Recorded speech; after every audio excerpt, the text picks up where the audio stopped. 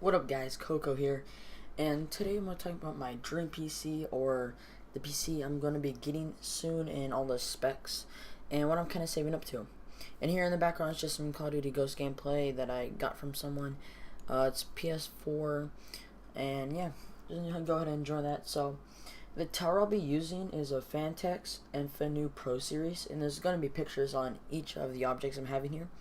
And I chose this case because I thought it was very good looking, and it had a good cooling system in it.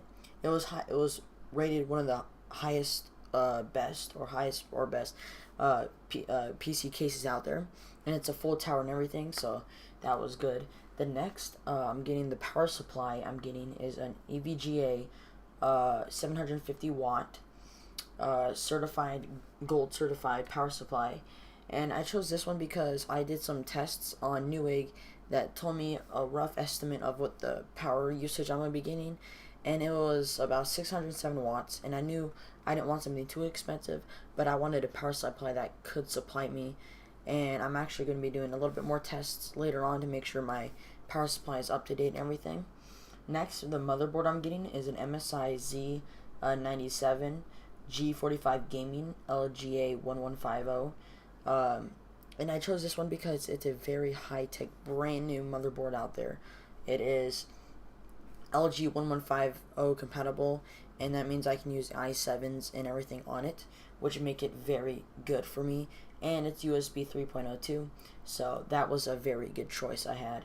Next, the CPU I chose was the Intel Core i7 4790K quad-core 4 GHz. And why didn't you choose a more high-powered one, or Neon or Xeon, whatever you like to call them, or a 5000 one?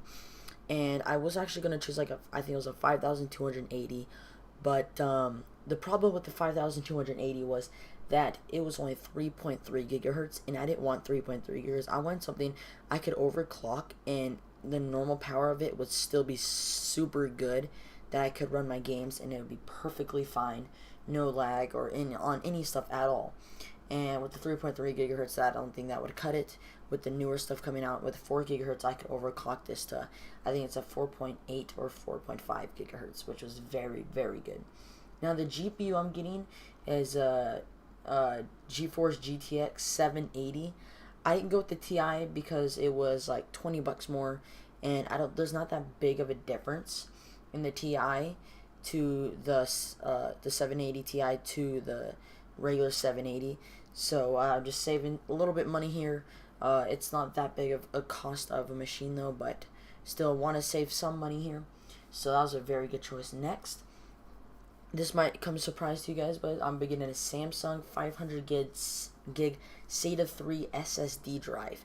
Now, why I'm getting an SSD is because recently it's been proven that they have faster boot times, faster read and write times, and it's just perfect for an overall gaming PC. You need nowadays an SSD drive on your PC because it'll boot up in like 3 seconds. It will run your games, read your games, do everything you need super fast.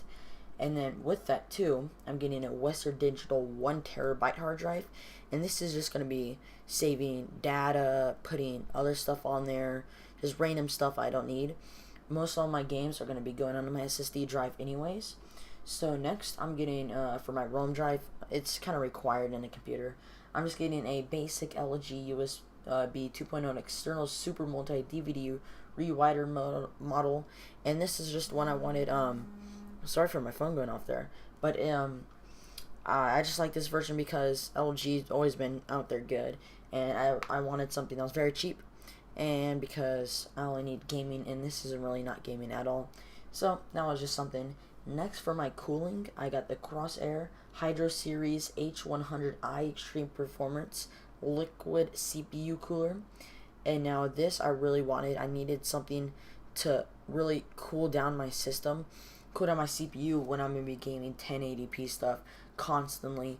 And so with the basic cooler, they did tests showing the difference in CPU temperature, and this one by far passed it, as they were running 1080p games with it, and they were getting the Intel's fan was overheating you could tell is failing, and with this one it was actually like 43 degrees Fahrenheit.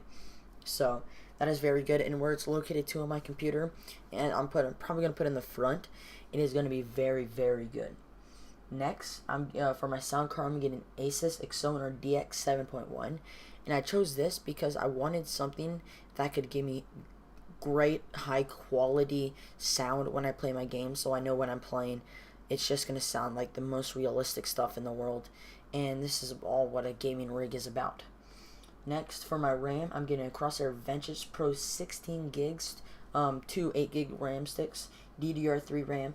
Now I chose this because Vengeance Pro has always been great for gaming, and it's always been known well for its ways when it comes down to games, and just in general, its name is a very stood out name. And 16 gigs, I chose that because it's a very well-rounded number. It can do most anything you want. It can run any game you want mostly, and so it was just a full and all around. And then that's the whole PC.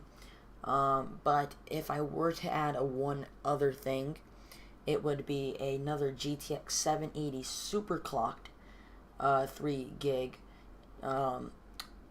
graphics card, and this one actually will be I'll get an SLI bridge.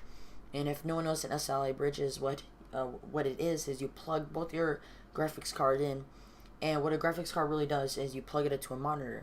So you're thinking like, oh, I have 2 monitors, how do I use it for just 1 monitor or something like that? What you do is you get a thing called an SLI bridge, and you put it on, and what the SLI bridge does is, let's say you're running 1080p quality, super good 1080p quality, and it needs a little bit more, it will get some power from the other one and add it. So it's literally 2 of them in like 1 sense of a graphics card. So that's mostly what I'm getting in total. It comes out to be, without the extra, $1,769, and this is all from Newegg. Thanks to Newegg for helping me out on calculating everything too.